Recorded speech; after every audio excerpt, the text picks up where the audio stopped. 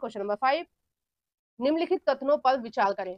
कथन है पहला, पर्यावरण प्रकृति और मानव निर्मित परिघटनाओं का एक संयोजन है।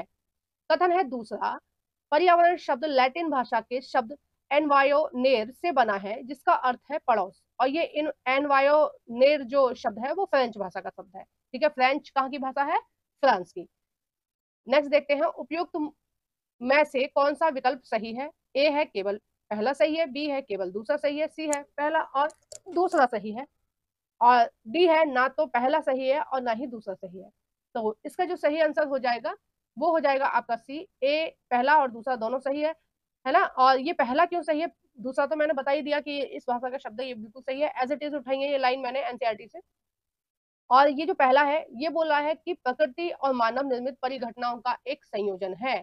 तो पर्यावरण ना केवल प्रकृति ने बनाया है, साथ साथ इंसान ने भी बनाया है। जब मैं थ्योरी वाला पोर्शन आपको करा रही थी तो मैंने आपको बताया था कि इन्वायरमेंट कैसे बनता है, हमारे आसपास जो भी चीजें हैं चाहे प्रकृति ने बनाई है चाहे मानव ने बनाई है वो सब किसमें इंक्लूड होंगी? पर्यावरण में। जैसे